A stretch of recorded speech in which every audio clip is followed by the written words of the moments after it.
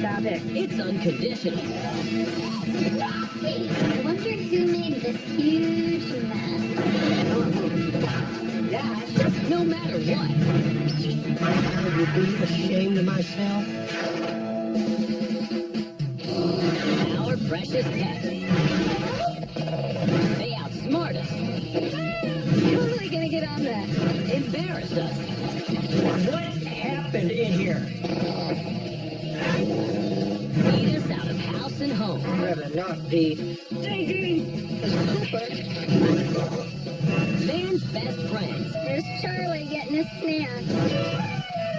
Anybody highly overweight? Caught on tape acting like our worst enemy.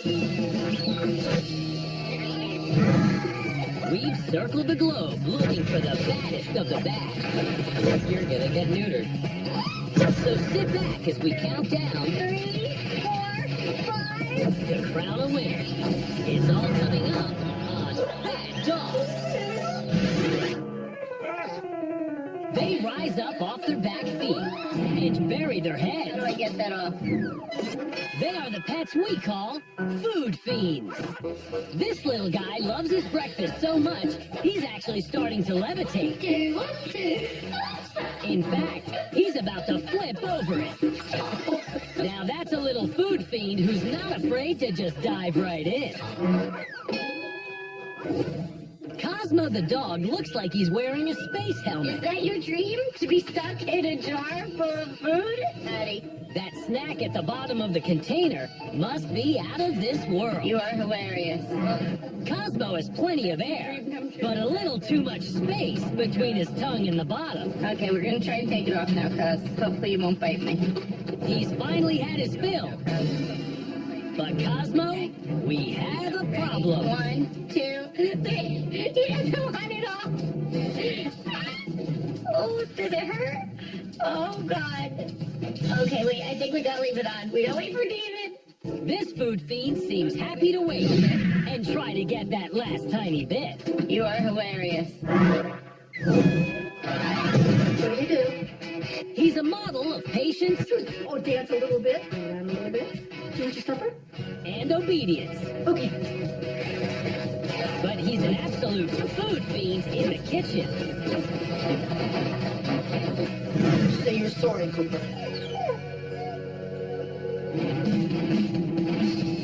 Cooper is an incredibly good dog and an incredibly bad dog. Sonny says it's not just what's in the kitchen. Cooper is on a constant hunt for food, and he will eat almost anything, anywhere. He seems to like carbs. He ate muffins, he ate a full lasagna, he'd eat any amount of dog food that was left. He's got an eating disorder. Sonny's husband, Rick, knew it right from the start. Couldn't be left for 2 seconds. You couldn't turn your back on him. And that little puggle nipping at Cooper's heels is Daisy, his constant shadow and partner in crime. There's a reason that she loves Cooper so much, is that she gets the crumbs. She's close to the ground, and he's not a particularly neat eater. Sonny has learned never to leave the garage door open. Why? She runs the dog patch resort that kennels dozens of dogs at a time. And all of the food is kept in the garage. Notice how Cooper checks to see that Sonny has left the house before he makes his move.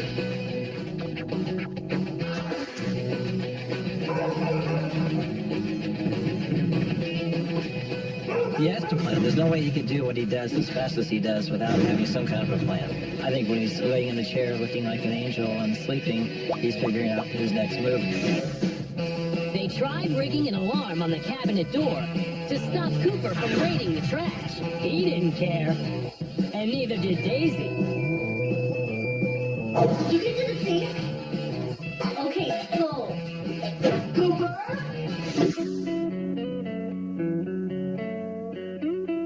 And when Cooper does get caught, he knows how to turn on the charm.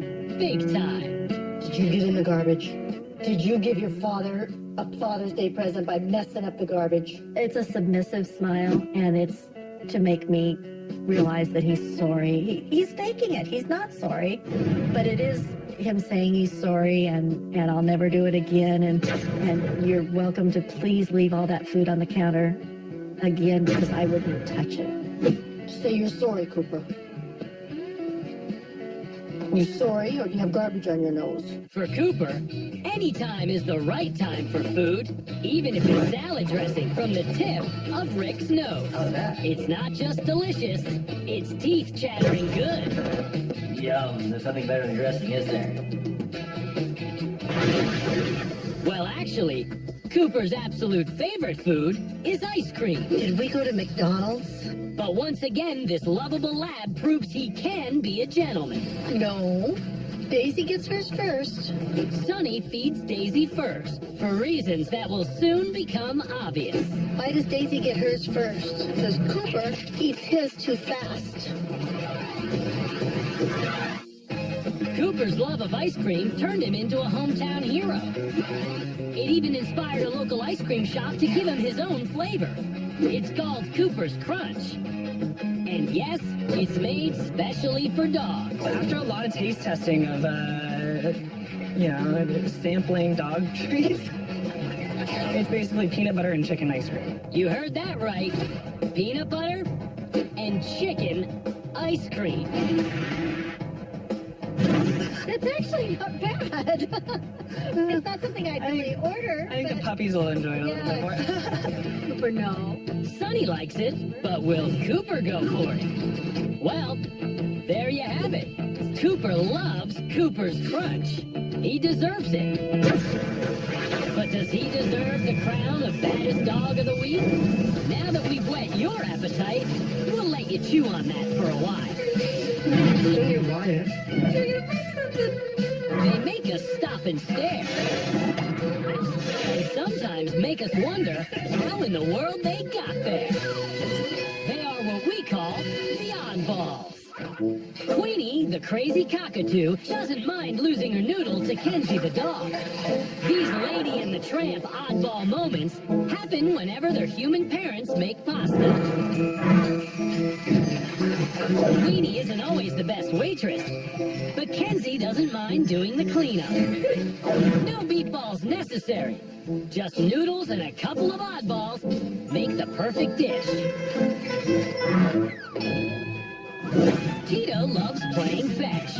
In fact, he just flips over it.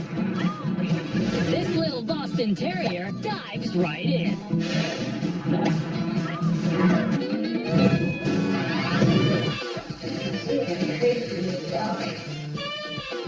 This is the tale of Teddy.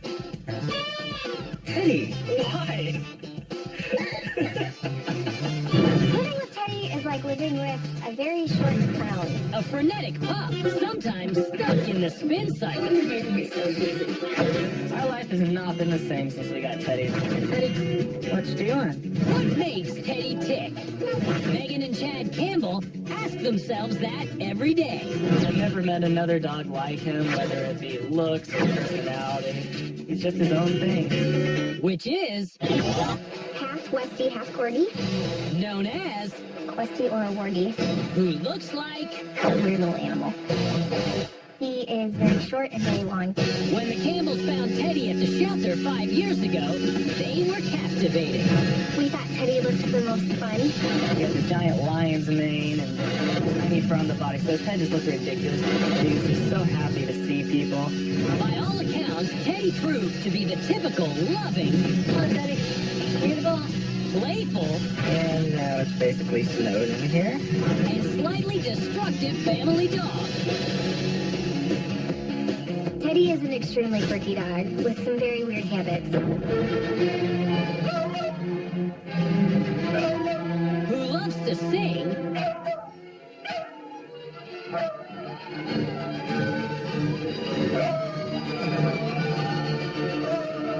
and really belts it out when he hears Beethoven. We've grown to be pretty comfortable with Teddy's little weird grumble, growl, howl thing. Good little line. Teddy was anything but comfortable as a conehead. But when he had to wear one after getting fixed, he made the most out of it, turning it into a snow cone scooper. He realized that when he'd look down and look up, it was plain snow, and he thought it was the greatest thing. Just snowplow. And he also learned he could throw the snow that he scooped up in his coat at us, and we thought that was hilarious. interesting, pups. It's the goodies inside the box that count. Teddy, why? But for Teddy, it's just the box. We go into the kitchen and we see that Teddy has a box stuck on his head. And he's very happy, his tail's wagging. Come here. I realized he thought it was some fun kind of a game. He puts his head in him over and over. But I'm not here to save you. Come on. Okay, now we're gonna give him a cup full of whipped cream. And a cup full of whipped cream is one of his absolute favorites. Is it good, Teddy? Is it good? He loved it so much he suctioned it to his face and wouldn't let it go. Teddy's favorite toy is actually meant for a cat. A laser machine, which keeps Teddy occupied for hours. He's so focused on that beam of light. It spins around, and he just follows it non-stop. He'll play with it until the batteries die, which is about 5 hours. We timed it. But when the light goes off, Teddy throws a tantrum. Then Teddy will get frustrated with it. He'll knock it over and throw it down the stairs.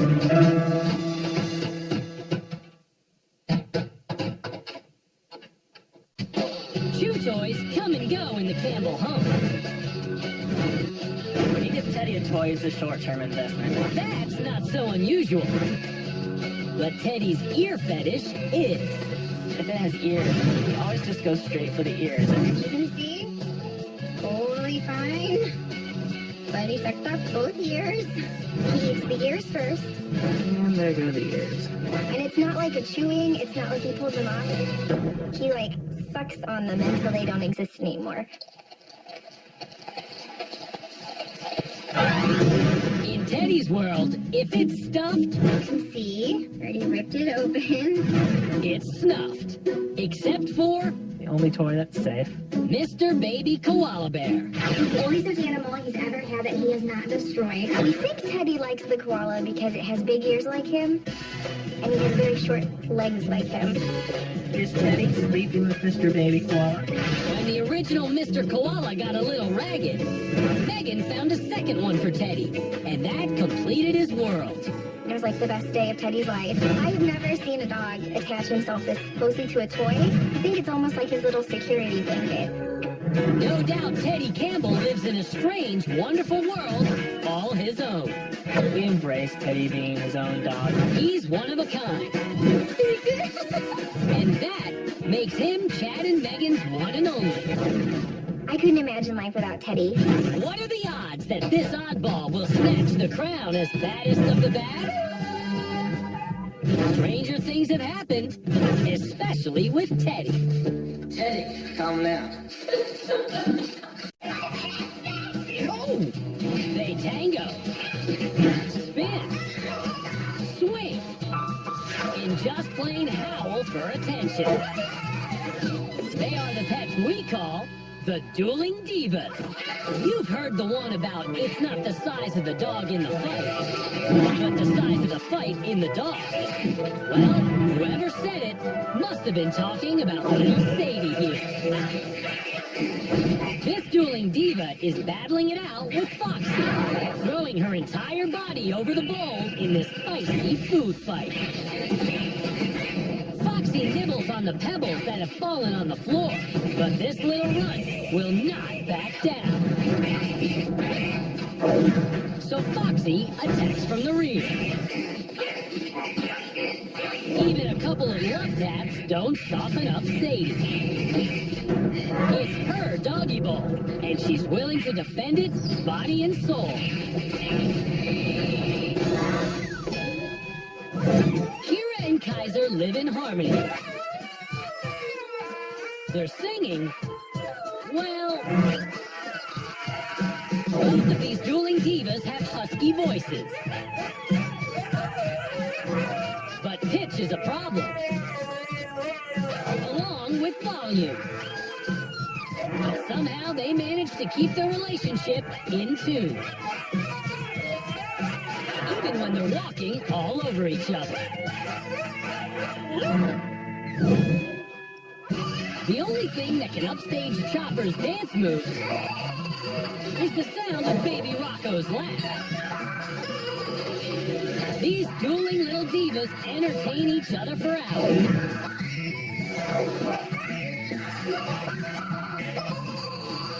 It created a lifetime of laughs for their parents.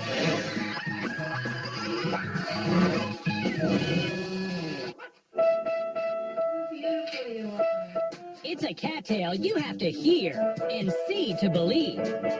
The story of a pussycat prodigy named Nora. Looking at her so. Oh, are you a pretty girl? At the Philadelphia home of musicians Betsy Alexander and Burnell Yao, meows fill the air. I have at home 5 adult cats. There were no plans to add to the lair until Betsy felt a calling at the local pet store. I see this little gray kitten playing by herself with a toy, and I just fell in love with her.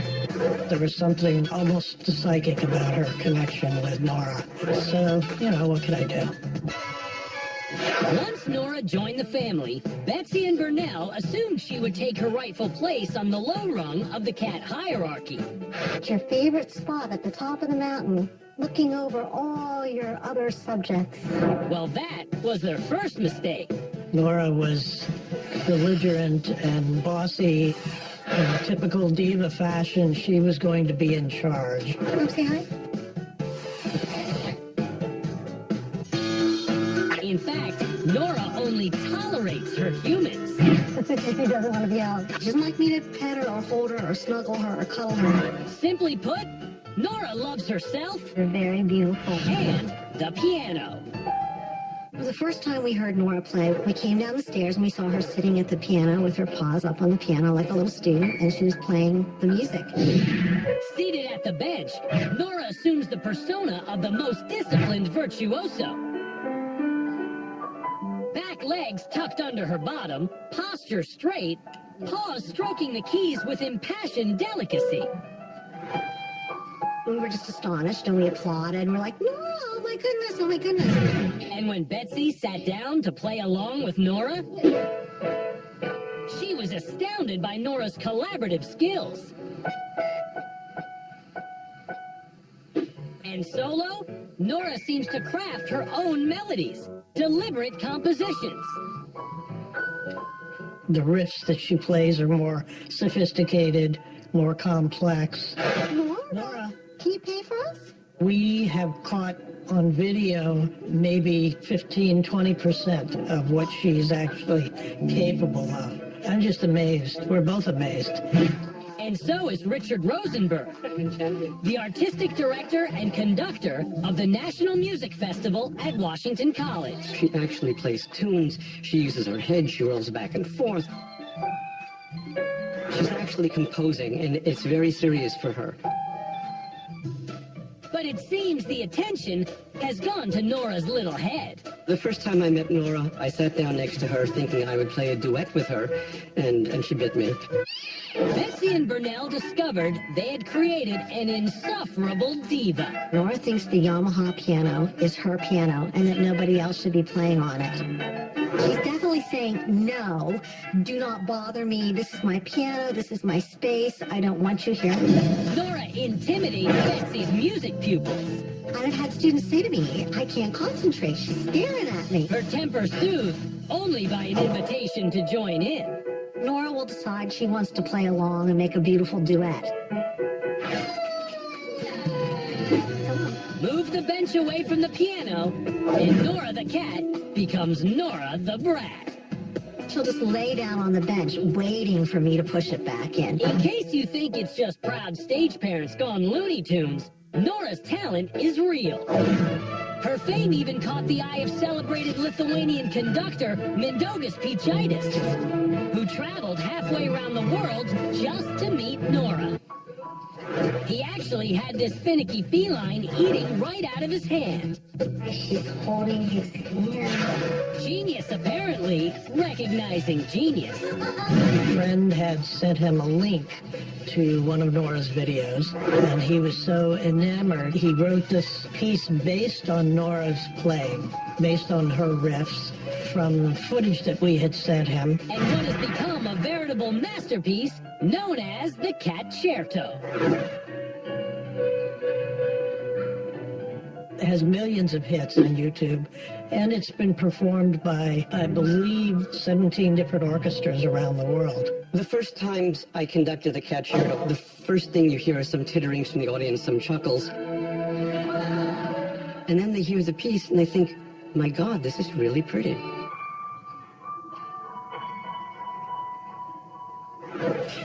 I think if you have a diva cat, you have to respect them.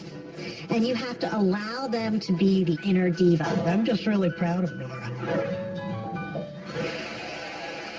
This piano-playing pussycat may have to compose a song to celebrate winning the crown for baddest of the week. They move to the beat and mimic what's at their feet. They are the copycats. Molly is a very reluctant copycat. This curious kitty flinches to each and every beat of the printer. She looks terrified, but even the tiniest break leaves her pawing for more. It's clear this is one thing that gets this skitty little kitty's undivided attention.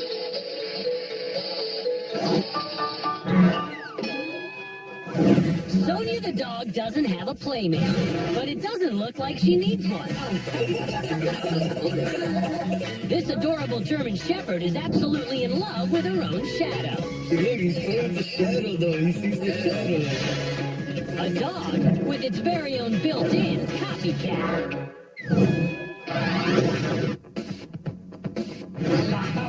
Meet Santos, one potty-mouthed parrot. I gotta take a poo too. Call him a gangster flapper who just loves to rap.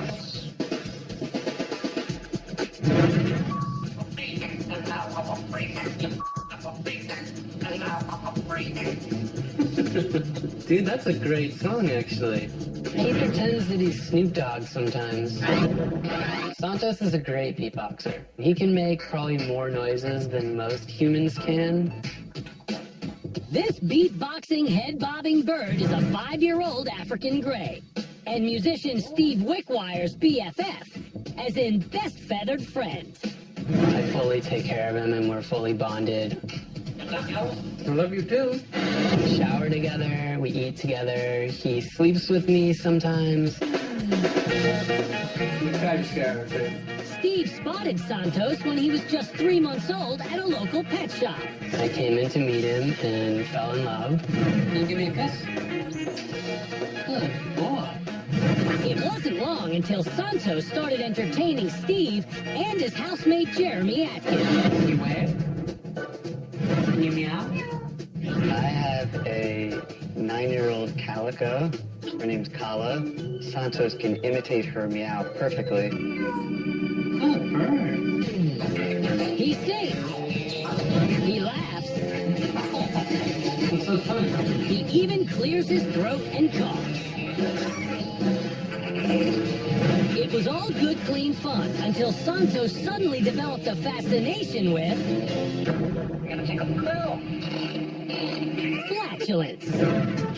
One of the first things he started doing was making fart noises. It got worse. Santos has the intelligence of a 5-year-old child, and like a small child, he soon realized petulance had a payoff. Attention. When he gets attention for things, he'll just start repeating it as much as he can. Don't poo on there. Don't poo. No. Go back. No. is sorry. It's a good thing that he's instructing his owner where to poop and where not to poop, because otherwise his owner might have difficulty discerning exactly where to poop. He tells me not to poop on the fridge, for instance. I pooped on the fridge. No, don't poop on the fridge. I've never really had a problem with that. He's the one with the problem with that. For Steve and Jeremy, Santos's antics and his 300-word vocabulary make him the life of the party. Endless source of entertainment. A frat boy with feathers.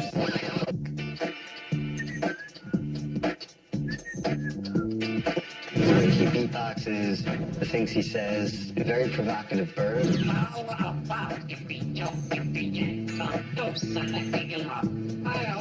Wow, that's really good, Santos. Nested in this man cave existence, Santos quickly became one of the dudes. Insults, You're stupid. and of course, What? profanity. He does like to curse. Santos has learned a lot of it from me because I have a potty mouth too.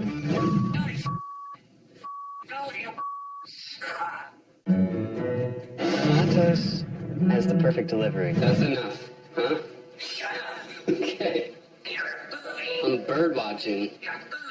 He says it with such conviction, Okay, keep quiet. Okay. people get insulted by it because they take it personally. You're done, you know. But rest assured, it's all fun and games. I do not curse at the bird. I curse with the bird. And he curses with me. Hey, just chill out here. It's fun for him and me.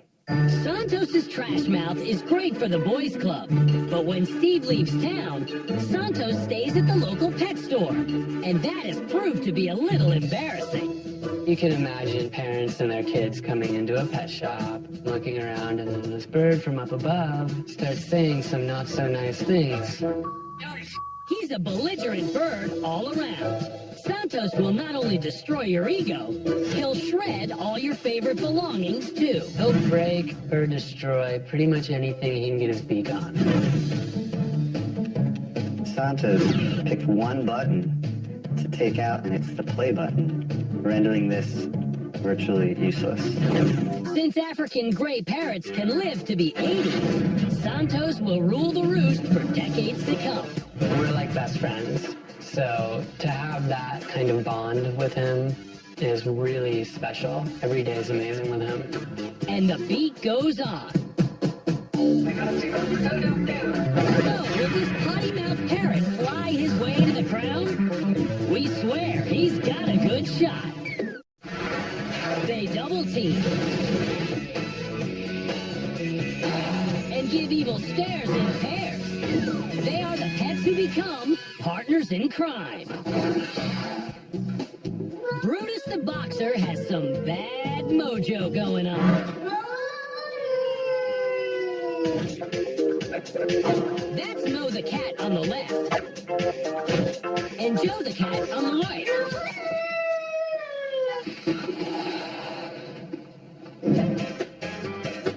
Poor Brutus desperately needs to go outside, but these caterwauling kitties in crime are having an absolute hissy fit.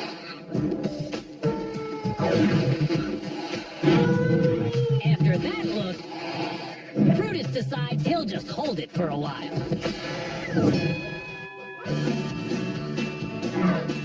A police officer in Texas has a camera on his glasses.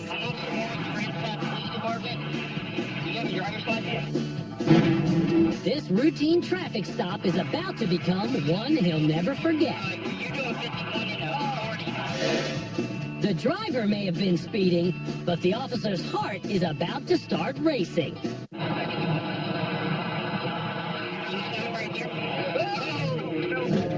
Look closely as the driver's partner in crime, his pet monkey April, tries to bite the hand that tickets him.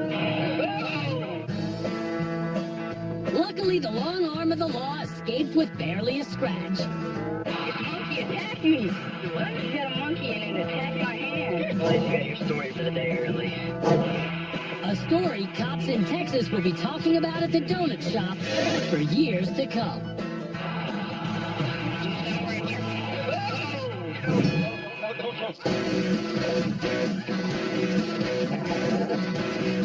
If it's broken, spilled, chewed, or scratched, Oh my gosh, did you do this, Dante?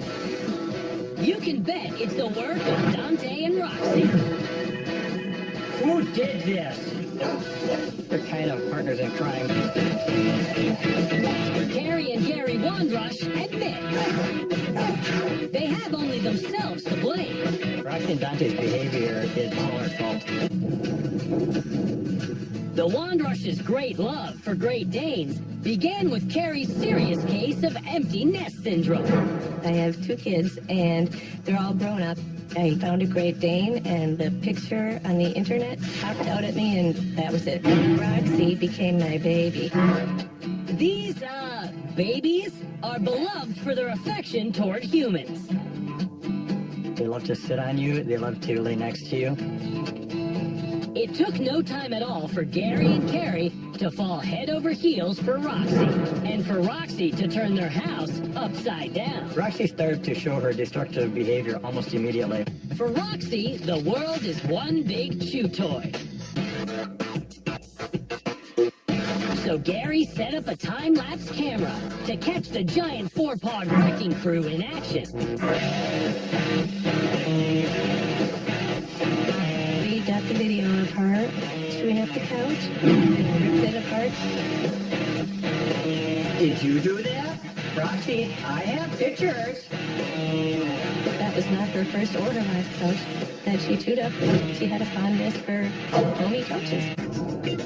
The Wandrushes thought perhaps a little brother would help tame their lovable beast. Enter Dante. Dante is a nut. But Dante quickly becomes Roxy's partner in crime. A destroyer in training. There's things that Dante never would have thought of that Roxy showed him how to do. Eyeglasses, headphones, books, newspapers, slippers, shoes, remotes, door frames. And then the coup de grace. The great flower caper. What is that? We walked in the back door and we saw a flower all over the kitchen floor. And then as we walked down the hall, we saw a flower throughout the house. Who did this? Did you do this? It looked to be an unsolvable whodunit. No one out there did it. But the answer was right under their nose. Rather, Dante's nose. Dante, let's see that nose. Oh, no. It was really clear that Dante was the culprit. He had flour all over his nose, his ears were back, and he was looking like, I'm sorry. Roxy was more like, look what Dante did. Everywhere we walked, there were flower footprints, and it took many days to clean up. Look at that. Roxy and Dante really don't understand all the fuss. Oh, don't you holler at me. I didn't do it. They just give us that look like, well, you know, we are dogs, and it was there, and we had to. Gary and Carrie figure the double Danes have cost them $2,000 in damages. But these giant dogs are still their babies.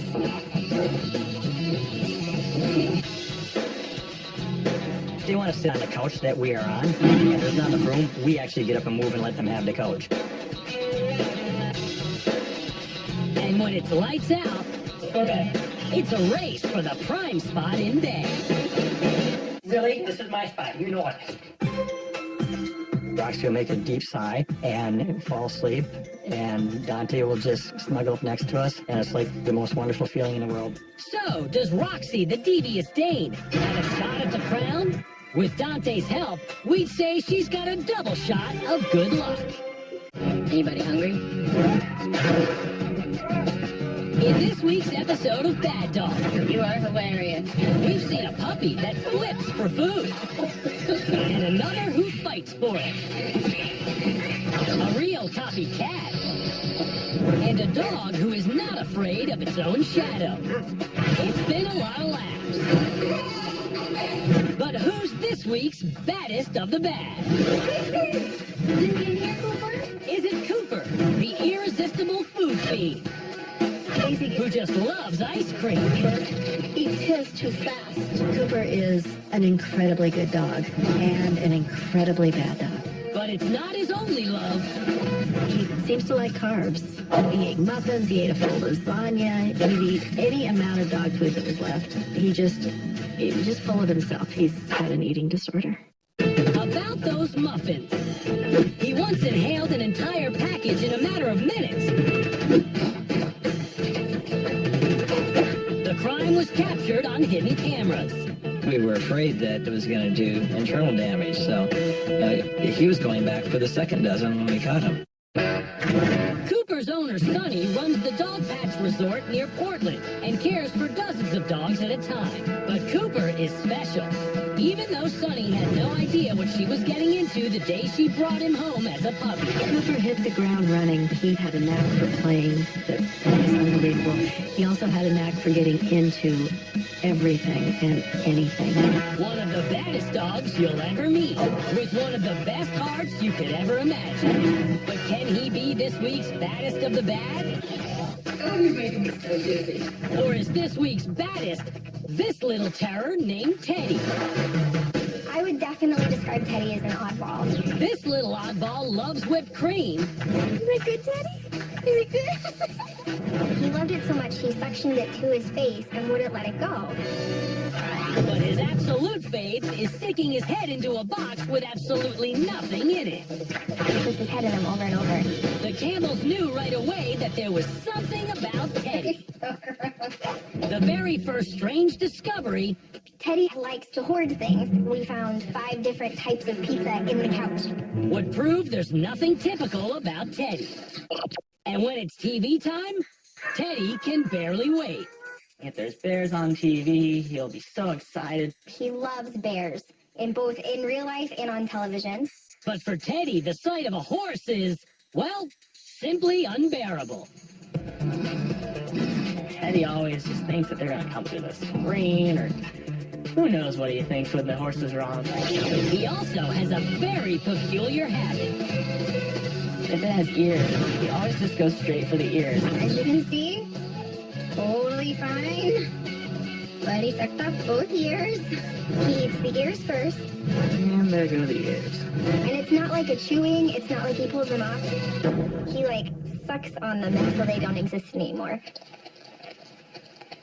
Teddy's bad, but is he this week's worst?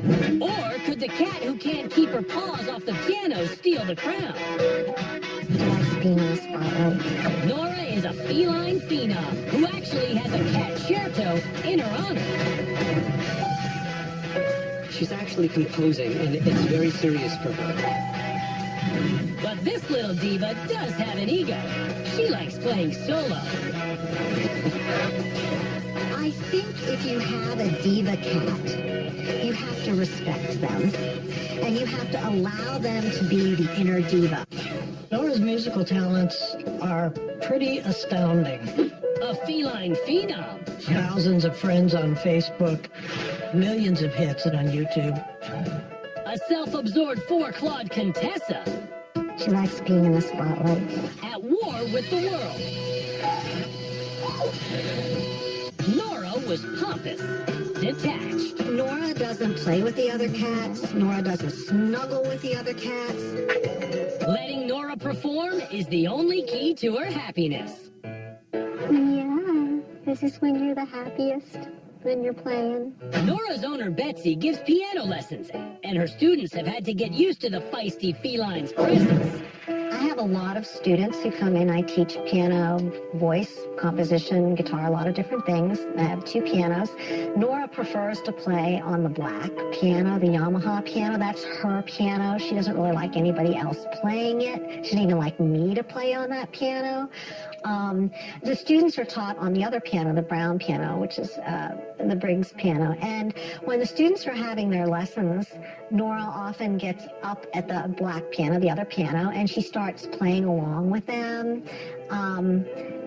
Some of the students like it. Some of the students don't like it. Sometimes it's distracting. The only way I can get Nora to stop playing the piano is to pull the bench away from the piano. She will not walk on the keys. She will only play the piano sitting on the bench and sitting up like a little student playing like this. And sometimes little students, I have some very small students. The method of piano I teach, a child can start when they're 2 or 3 years old before they learn to read. So I have some toddlers here. And I always say to them, don't pet Nora. This prima donna pussycat hasn't even scratched the surface of stardom. I think if you have a diva cat, you have to respect them. And you have to allow them to be the inner diva. I'm just really proud of Nora. We don't have any children, so the idea that we could have a cat that actually does what we do and probably does it better than we do is pretty amazing. We'll see where our crown for baddest of the week. Or is this gangsta flapper the baddest of the bad? Wow, that's really good, Santos. He's pretty selective with what he wants to learn. So whatever it is that he shows interest in, I'll encourage. So he's shown interest in beatboxing. If I repeat something enough and he's paying attention to it, he'll try to learn it. It's also something that I think has come naturally for him, and that's a huge benefit in learning things, because some things that are more difficult, he just will lose interest in because it's taking him too long, or it's just not natural. And I think that's different for every bird. For him, beatboxing, rapping, things like that, musically oriented sort of noises and sounds have come naturally for him. Santos is a rapid fire, rude, potty mouth parrot. It's got a mouth of a sailor. Who has an utter fascination with flatulence. One of the first things he started doing was making fart noises.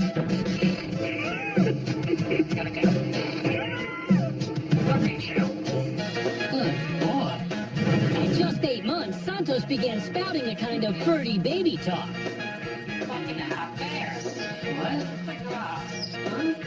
Started with just noises and stuff. Santos soon graduated to more amusing parodies. Can you make bubbles?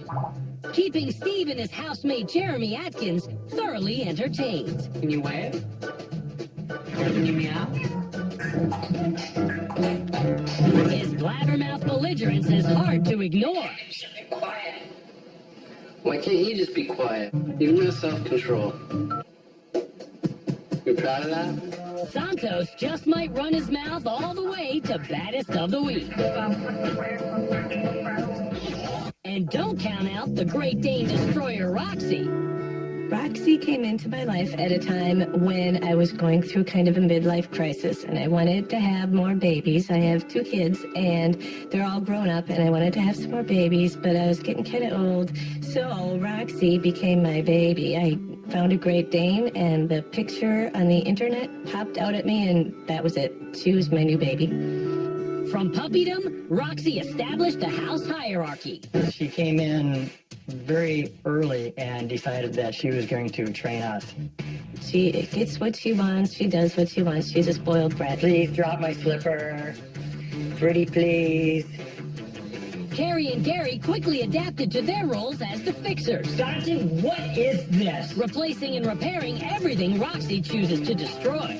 She started out as a one-dog wrecking crew, stuffing herself on the stuffing of the sofa.